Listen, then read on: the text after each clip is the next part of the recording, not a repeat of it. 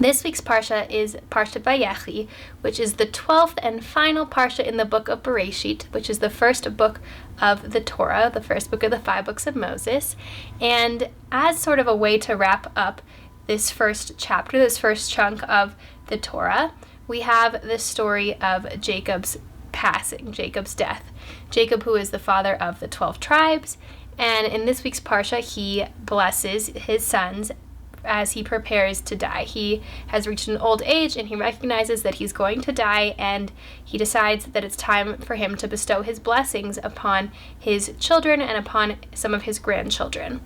And I think that Jacob is a very wise man, and he gives each of his sons sort of an individual, personalized blessing, and I think we can get a lot of wisdom from each of the blessings that he gave. Now, the first people he gives blessings to are his grandsons, Ephraim and Manasseh. And he sort of takes Ephraim and Manasseh as his own children in a sense. And what we learn from Ephraim and Manasseh is something very interesting, which is that age is not everything. Ephraim is the younger son of Joseph, and Manasseh is the older son.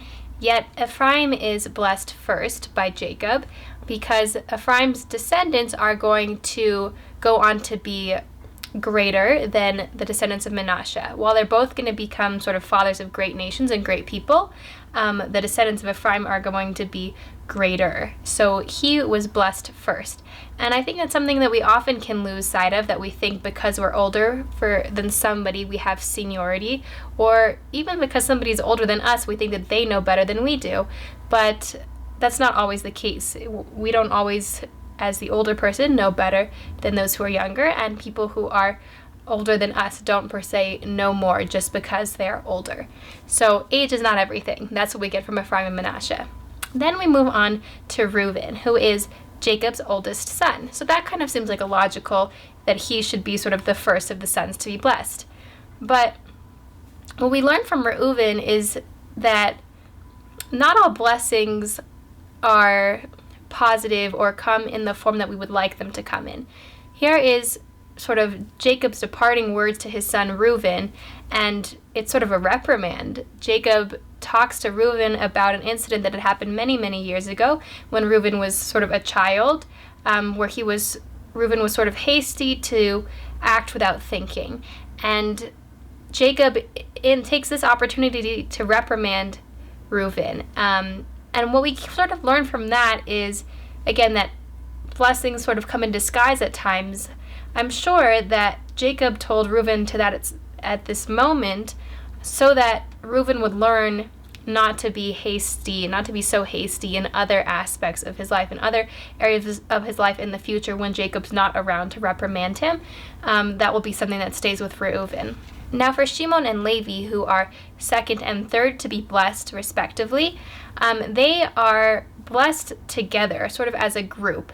And what that it's another one of these sort of reprimands for actions that they had done earlier on in their lives.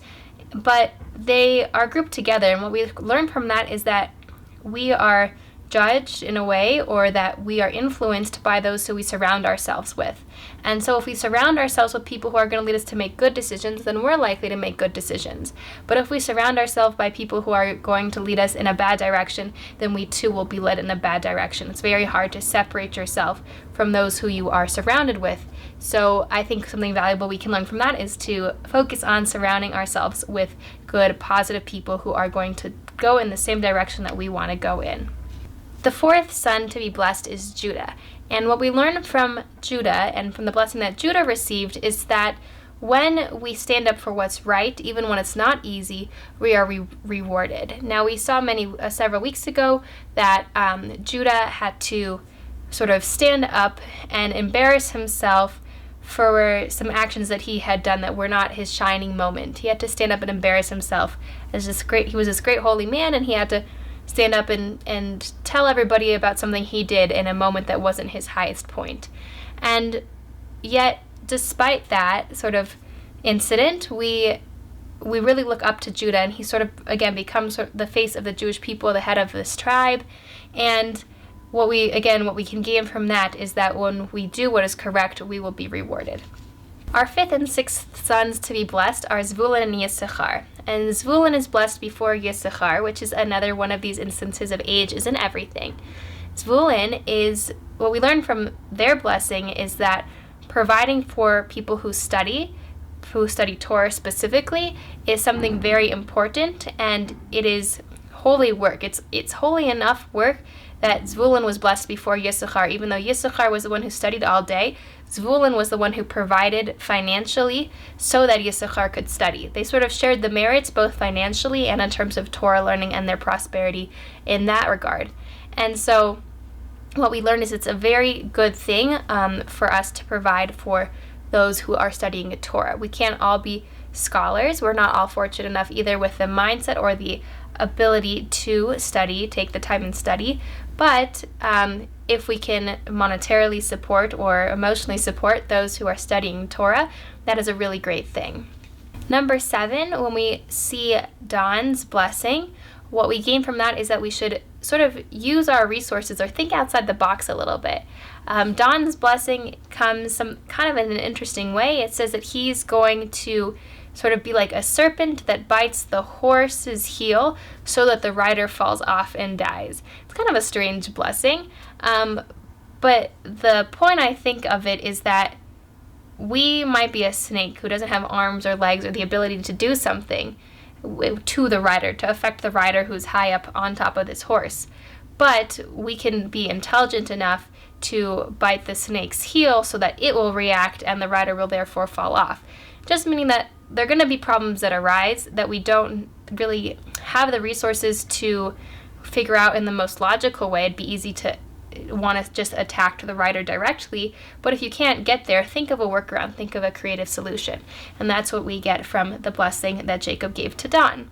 The 8th blessing goes to God, and this blessing is sort of, the lesson we learn from this blessing is to defend ourselves, to protect ourselves, to fight when necessary. You know, it's very easy to shy away or to not want to confront others, but what we learn from the blessing given to God is that we should fight to protect ourselves and that we have sort of that right and that obligation to do so. The 9th and 10th blessings go to Asher, followed by Naphtali. And what I take from both of them is that we're supposed to use the gifts that Hashem gives us. The blessing to Asher is basically that he's going to produce a lot of delicacies for kings, and the blessing to Naphtali is in a sense that he'll sort of be a very fast runner, just that he'll be able to accomplish a lot of things. But we're all given different skill sets by God. Hashem has blessed each of us with our own skills and our own abilities and our own strengths. And if we can use those, find a way to hone those resources that God has blessed us with and use them to do good, then we will be like Asher and Naphtali in the blessing that Jacob gave to them. We should emulate them and use our own abilities for a positive influence. What we learn from the blessing given to Joseph, the 11th blessing, we're already at 11, is that when we're doing something that's hard, but that it's correct, we should persevere. And it's sort of, in a sense, we get a little bit of a summary of Joseph's experiences and all that he's been through in the many, many years of his life that he was away from his father and his family. So what we gain is we're going to face challenges in life. There are going to be things that are difficult, things that we don't like. There are going to be challenges.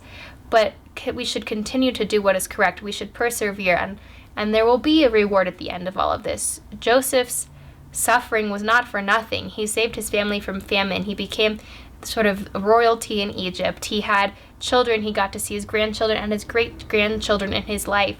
We're going to experience these challenges, but if we persevere, there will be a light at the end of that long tunnel.